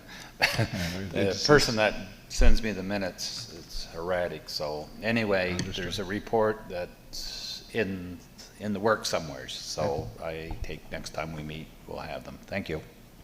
Thank you. So we did have written reports from Councillor Armstrong. It would be remiss if I didn't mention on the nominating committee and on the on Trans-County Transportation Society, but there was nothing to add to those reports. Does anybody have any questions of Councillor Armstrong on the reports? No? All right, it's recommended that Municipal Council receives the board and committee reports as attached to the August 15th, 2023 Council agenda and as provided verbally if any had been. But I think we can just put a period after Council agenda. Is there a mover of the motion, please? Councillor Granger, seconder. Councillor Davison, any discussion? Seeing none, all those in favor, please vote now.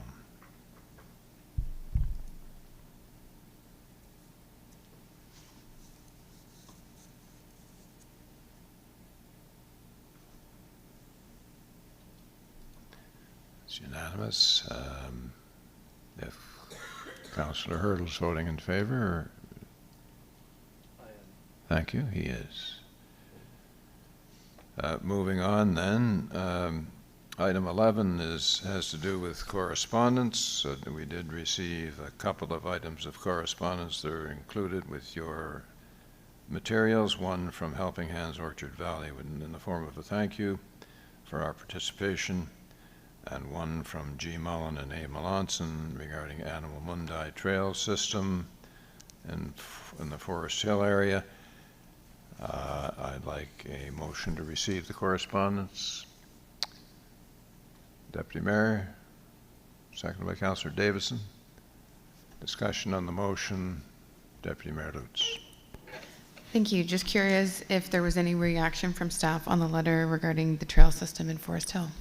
No, we wanted to receive it first and then perhaps move it along to staff for their comments. Great, thanks. Thank you. Any further comments? No?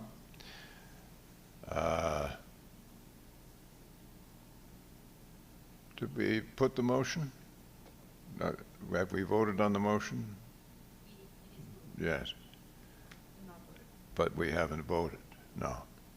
I did want to comment then before we did that the second mentioned letter regarding the trail system is in the form of an offer from these folks who were kind enough to think of us first regarding retaining the ability to use the trails on this property, obviously at a cost because they're in the process of realizing their equity from the property, but we have not considered that. As I explained to the Deputy Mayor a moment ago, we had to receive the correspondence formally first, and there will be a response from us to them at a point in time after staff has had an opportunity to review it and make a recommendation. Okay, all those in favor or otherwise of the motion, please vote now.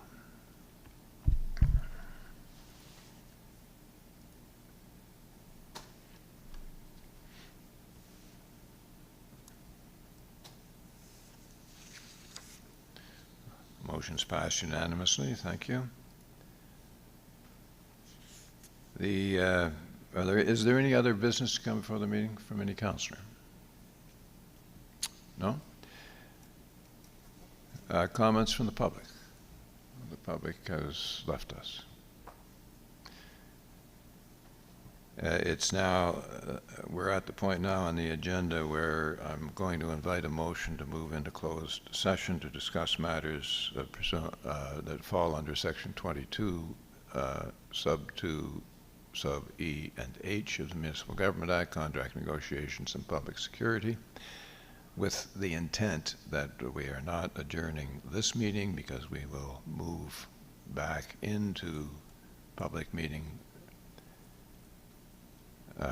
immediately after our discussions in camera, whether or not we have a motion to come forward at that public meeting. Councillor Hurdle, you had a comment before we look to the motion? I was just wondering, you had mentioned previously about taking a break prior to moving into closed session. Yes. Is that, will Yes, that, we'll, immediately after making the motion and going off the record. thank you. Thank you. Thanks for reminding me. So is someone prepared to move that we go into closed session? Councillor Allen, seconded by Councillor Harding. Discussion on the motion?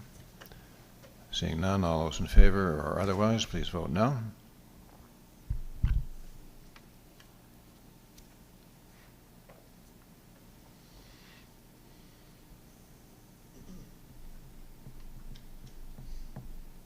That's unanimously passed. We will be moving into closed session immediately after a 15-minute recess, which I declare now. Thank you.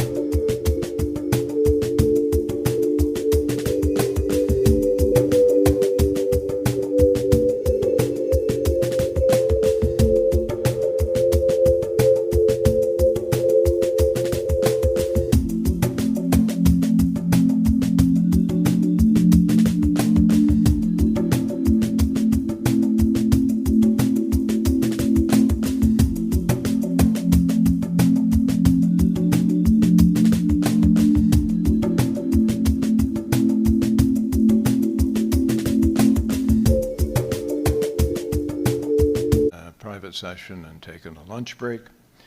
And there's a couple of things that have come out of the private session that require us to deal with them in public, because it's our intention to discuss whether or not we're prepared to make motions.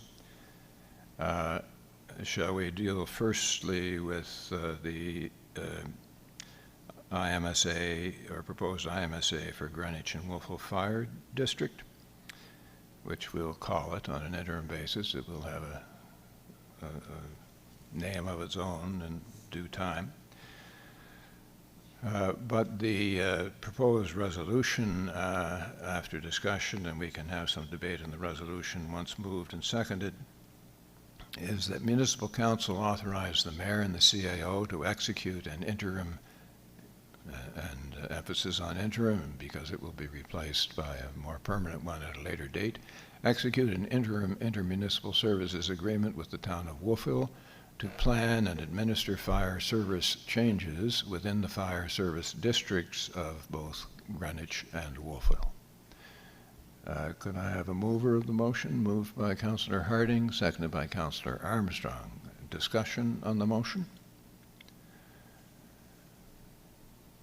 The purpose, of course, is the advancement of negotiations that have been taking place between the Greenwich Fire Department, the District Fire Commission for the Greenwich area, the town of Wolfville, and the municipality of the County of Kings to improve the service and build a permanent joined force with a building that is up to date. It'll probably be the most admired fire service building in the area until the next one comes along. And there's a considerable amount of work to do over the next couple of years in order to bring this to fruition. So I see no more debate on the issue, but I wanted to make that comment for the public who might be interested in listening. And I'll call the question, please. All those in favor of the motion or against, please vote now.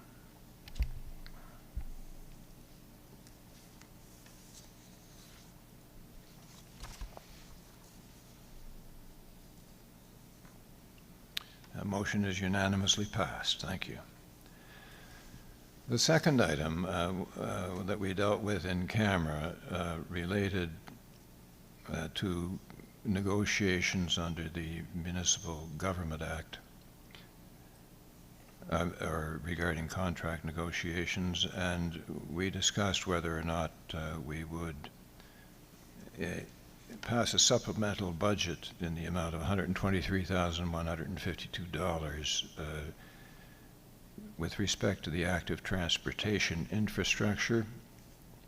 And the purpose, of course, had to do with the fact that we have made overtures to the public that we would do our best to ensure that if the provincial government was repaving a section of road within our municipal geographic boundaries, albeit the road belongs to the provincial government, that we would encourage them verbally and financially to expand the shoulders of the roads so that we could encourage active transportation in the form of walking and or cycling on that additional piece of pavement attached to the primary highway. And so it's been recommended now that we pass the following motion: that Municipal Council approve a supplemental budget in the amount of $123,152 for Project 223403 Active Transportation Infrastructure GL 21-3-369-124 to be financed with long-term debt. Could I have a mover of the motion? Moved by the Deputy Mayor, a seconder, seconded by Councillor Armstrong. Discussion on the motion? Once again, for public consumption, the budget that we had made for this paving of the shoulder of these particular pieces of road from on Trunk 1, Aylesford Road to Morden Road, and on Greenfield Road, Gaspereau River Road to Slater Road, and on Route 359 from the Kentville boundary to Route 221,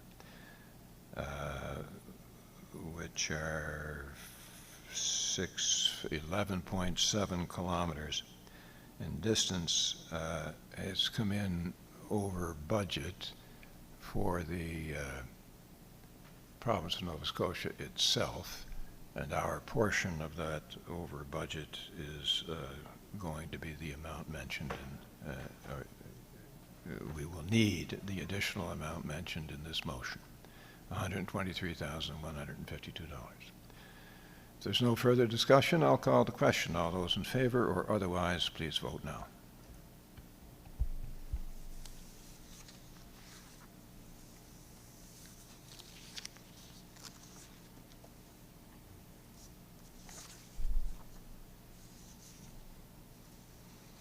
That motion is unanimously passed. Is there any further business to come before the meeting? I'm sorry? There's one more motion, I'm sorry.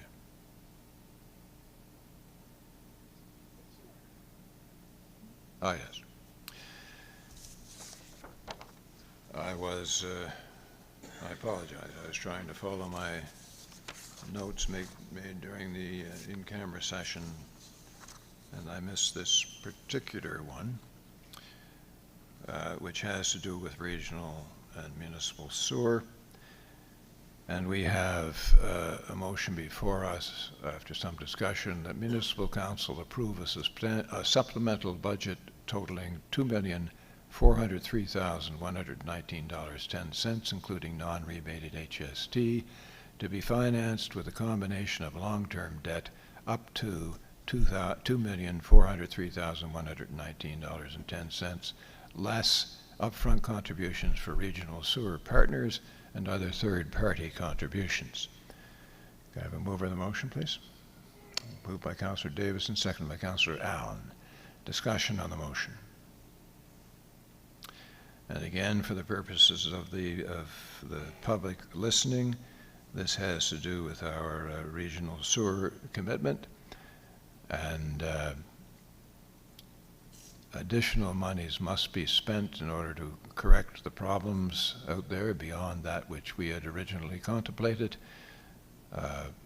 While the amount that we are approving in our supplemental budget is $2,403,119.10, the larger portion of that will be funded from regional sewer partners, of which there are 4, including us.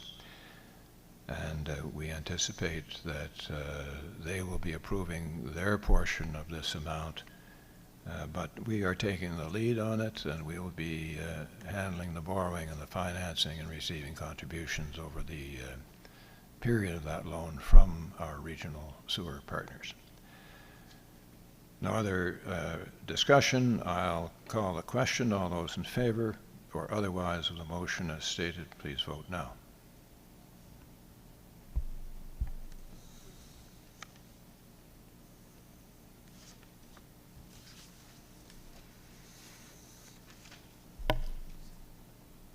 That motion passes unanimously. Thank you.